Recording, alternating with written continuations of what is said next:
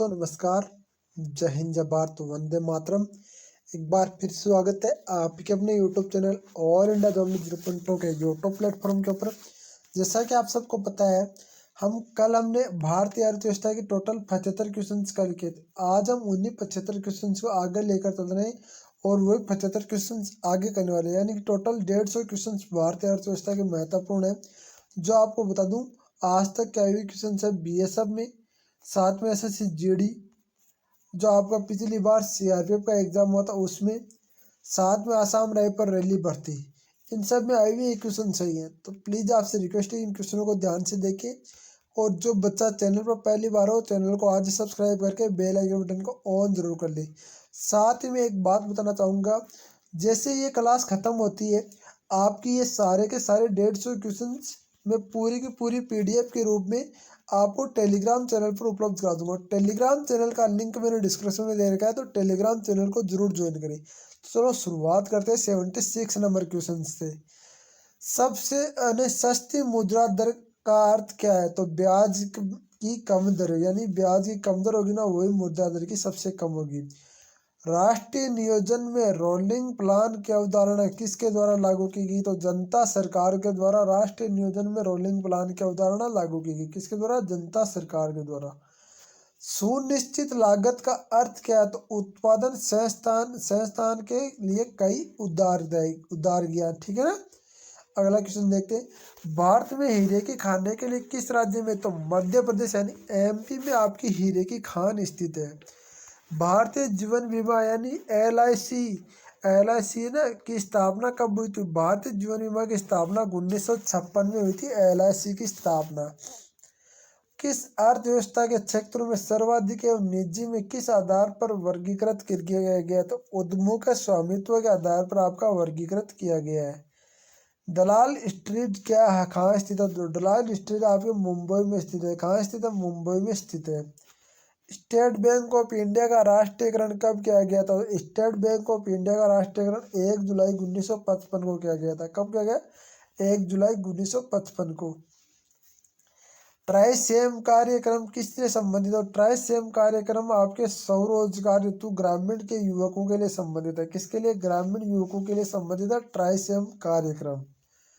भारत का हरित क्रांति की शुरुआत कब हुई थी? तो भारत में हरित क्रांति की शुरुआत हुई थी 1967 से लेकर 1968 के बीच में। 76 के से लेकर 78 के बीच में। ठीक है ना। 67 से, सॉरी ये गलती हो गया, 67 से लेकर 68 के बीच में। जो वस्तुएं दुर्लभ हो और उनकी आपूर्ति सीमित हो, उन्हें क्या कहते हैं? तो आर्थिक वस्तुएं कहते हैं। क्या कहते हैं? आर्थिक वस्तुएं कहते हैं। जैसे हमारे अभी आर्थिक वस्तु कौन सी है? पेट्रोलियम। क्योंकि पेट्रोलियम अभी जो आप जैसे जैसे यूज कर रहे हो वैसे वैसे कम ही हो रहा है, ज़्यादा नहीं हो रहा है। देश के सबसे बड़े एवं सबसे पुराने म्यूचुअल फंड यूआईटी दो अलग अलग हिस्से हैं, यूआईटी-आई और यूआईटी-आई का विभाजन कब प्रणाली अपनाई गई? तो 1 फरवरी 2003 को इनको दोनों को विभाजन कर दिया गया। 1 फरवरी 2003 को। ठीक है ना। भारतीयों द्वारा सीमित देयताओं वाला संचालन का पहला बैंक कौन सा था? अवध कॉमर्शियल बैंक है। कौन सा है? अवध कॉमर्शियल बैंक आपका भारतीयों द्वारा पहला संचालित होने वाला पहला बैंक है। भारत में सामुदायिक विकास कार्यक्रम कब आरंभ हुआ? तो 2 अक्टूबर 1952 को भारत में सामुदायिक विकास कार्यक्रम आरंभ हुआ। कब हुआ? 2 अक्टूबर 1952 को। अभी तक कुल कितने वित्त आयोग का गठन किया गया हो चुका था? अभी तक आपके 14 वित्त आयोग का गठन हो चुका है। कितने का हो चुका है? 14 वित्त आयोग का गठन हो चुका है। क्वेश्चन नंबर देखते हैं 91। किस योजना के दौरान भारत में हरित क्रांति का आगमन हुआ? तो योजना अवकाश काल के दौरान आपने भारत में हरित क्रांति का आवागमन हुआ। किसके कारण? योजना अवकाश काल के दौरान। योजना अवकाश काल किस अवधि को माना जाता है? तो योजना अवकाश काल 1966 से लेकर 69 के बीच में माना जाता है। भारतीय प्रतिभूति एवं विनिमय बोर्ड सेबी की स्थापना वर्ष 1988 में की गई। यह वैधानिक दर्जा कब प्रदान किया गया? 30 जनवरी 1992 को। 30 जनवरी 1992 को इसे वैधानिक दर्जा प्रदान किया गया सेबी को, 12 साल बाद। भारत की राष्ट्रीय जल मार्गों की संख्या कितनी है? तो भारत में राष्ट्रीय जल मार्गों की संख्या आपकी टोटल 4 है। कितनी है? टोटल 4 संख्याएं हैं। अगला क्वेश्चन हम देखते हैं, क्वेश्चन नंबर 95। अर्थतंत्र का ज्ञान, तकनीकी कुशलता, शिक्षा आदि को क्या माना जाता है? तो मानव पूंजी माना जाता है। क्या माना जाता है? मानव पूंजी माना जाता है। भारत में गरीबी हटाओ का नारा किस पंचवर्षीय योजना के अंतर्गत दिया गया? तो छठी पंचवर्षीय योजना के अंतर्गत भारत में गरीबी हटाओ का नारा दिया गया।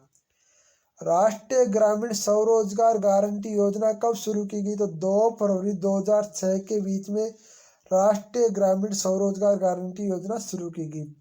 भारत में राष्ट्रीय आय किसके द्वारा अनुमोदित होती है? तो केंद्रीय सांख्यिकी संगठन के द्वारा। किसके द्वारा? केंद्रीय सांख्यिकी संगठन द्वारा भारत में राष्ट्रीय अनुमोदन आय आपकी होती है। किस वर्ष नाबार्ड की स्थापना की गई? तो 1982 में नाबार्ड की स्थापना की गई, 1982 में। क्वेश्चन नंबर देखते हैं 100।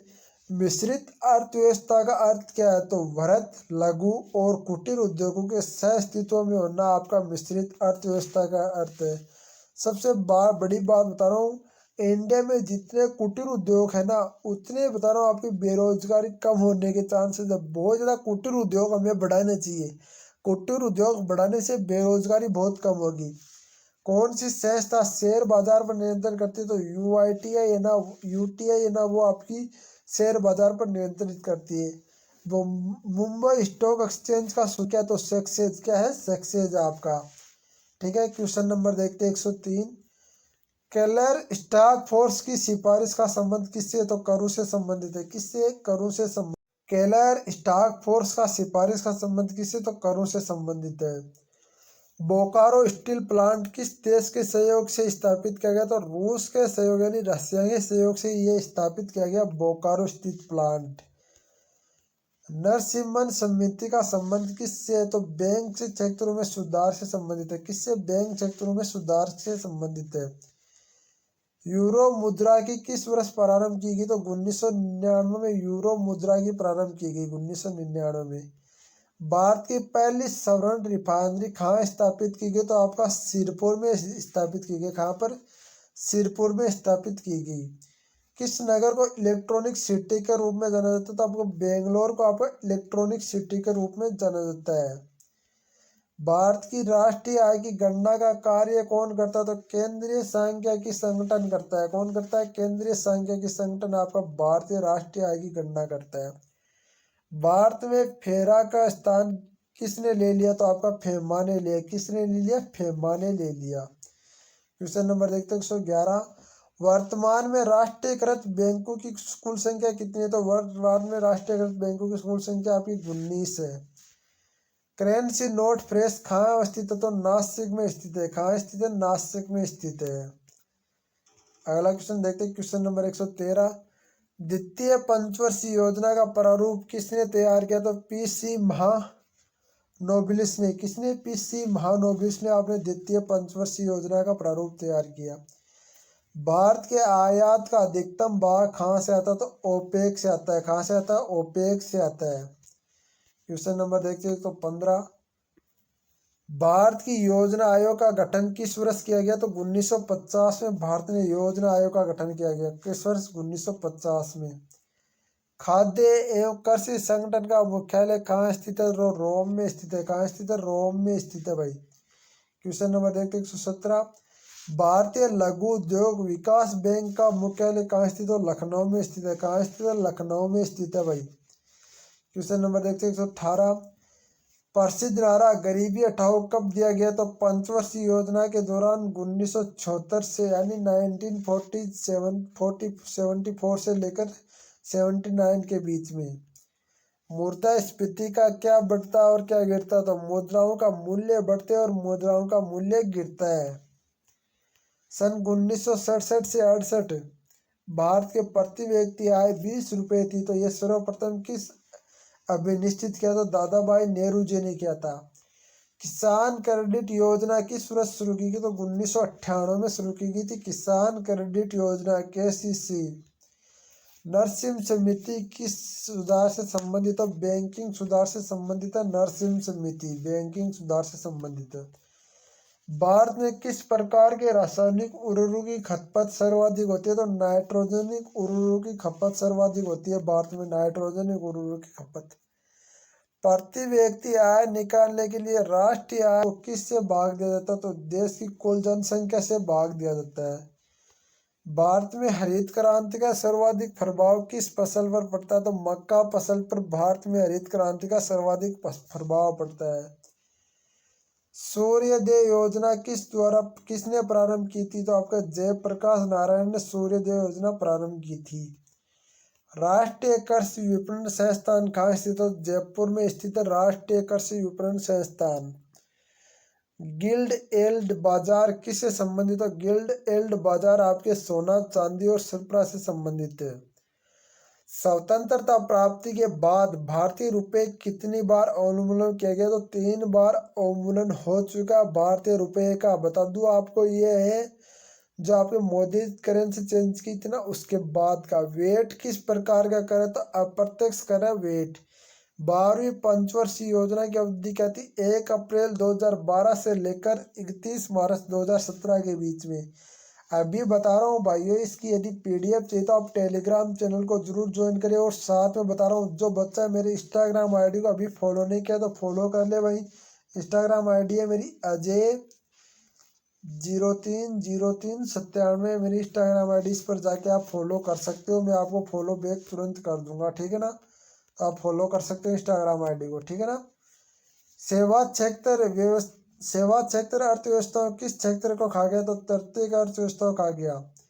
भारत में जनसंख्या विभाजन दशक कौन सा माना जाता है? तो 1911 से 1921 के बीच में। वर्ष 2011 की जनगणना के अनुसार भारत में कुल कितनी जनसंख्या थी? तो 1.21 अरब। नीति आयोग के उपाध्यक्ष भारत सरकार के सरकारी वीरता क्रम के महत्व कौन सा दर्जा देगा? तो भारत सरकार के कैबिनेट मंत्री के समान। किसके समान? भारत सरकार के कैबिनेट मंत्री के समान। आत्मनिर्भर की प्राप्ति को सर्वप्रथम किस योजना का उद्देश्य निर्धारित किया गया? तो चौथी योजना का। किससे? चौथी योजना का। उत्पादन का सर्वाधिक गतिशील कारक कौन सा था? तो पूंजी था। भारत में एग्रो इकोलॉजिकल जोन्स की संख्या कितनी है? तो 20। रुपए का सर्वप्रथम अवमूल्यन कब हुआ? तो 20 सितंबर 1949 को आपका रुपए का अवमूल्यन हुआ। ऑपरेशन फ्लड कार्यक्रम कब शुरू किया गया? तो 1970 को, ठीक है ना? सर्वाधिक मुद्रास्फीति मछलियों के किस राज्य में पकड़ी जाती है? तो गुजरात में आपकी सर्वाधिक मुद्रास्फीति मछलियां पकड़ी जाती है, गुजरात में। ध्यान रखना भाई। काली चाय विश्व का सबसे बड़ा उत्पादक और उपभोक्ता देश कौन सा है? तो भारत ही आपका। काली चाय मैं बता दूं, काली चाय को हमेशा भाई याद रखना, दिन के अंदर 1 या 2 बार पीने से। ज़्यादा काली चाय पीने से हमारे फेफड़े बहुत ज़्यादा खराब होते हैं। रबी की फसलों की बुआई कब की जाती है? तो रबी की फसलों की बुआई अक्टूबर नवंबर में और दिसंबर में की जाती है। कटाई कब की जाती है? तो कटाई इसकी मार्च अप्रैल में की जाती है। भारतीय मुद्रास्फीति गणना किस आधार पर की जाती है? थोक मूल्य सूचकांक के आधार पर भारतीय मुद्रास्फीति की गणना की जाती है। व्यापारिक या नकदी फसलें कौन कौन सी? तो व्यापारिक और नकदी फसलें कपास, गन्ना, तिलहन, चाय, जूट, तंबाकू, ये व्यापारिक और नकदी दोनों फसलें हैं। अंगूर प्रति हेक्टर उपज भारत का विश्व में कौन सा स्थान है? तो पहला स्थान, भारत में पहला स्थान है अंगूर प्रति हेक्टर उपज में। कुल पशुओं की संख्या की दृष्टि से विश्व भारत में कौन सा स्थान रखता है? तो दूसरा स्थान रखता है। खरीफ की फसलों की बुआई कब की जाती है? तो खरीफ की फसलों की बुआई जून जुलाई में की जाती है। देश में कृषि के अंतर्गत किस तरह के उर्वरकों का सर्वाधिक उपयोग किया जाता है? नाइट्रोजनिक उर्वरकों का सर्वाधिक उपयोग किया जाता है। विश्व का सबसे बड़ा चमड़ा उत्पादक देश कौन सा है? तो विश्व का सबसे बड़ा चमड़ा उत्पादक देश है भारत है। अभी बता दो आपको ये 150 क्वेश्चन कैसे लगे। इन 150 क्वेश्चनों की क्लास जैसे ही क्लास खत्म होती है आपको सारे के सारे टेलीग्राम चैनल पर उपलब्ध हो जाएंगे। और हाँ बता दूँ, वीडियो को शेयर, लाइक और चैनल को सब्सक्राइब अभी तक नहीं किया तो चैनल को सब्सक्राइब जरूर कर ले। आपका भाई बहुत मेहनत कर रहा है आपके लिए, तो आपसे रिक्वेस्ट है आप भी थोड़ी सी मेहनत जरूर करेंगे। जय हिंद, जय भारत, वंदे मातरम। वीडियो कैसा लगा कमेंट बॉक्स में जरूर बताना मेरे भाई।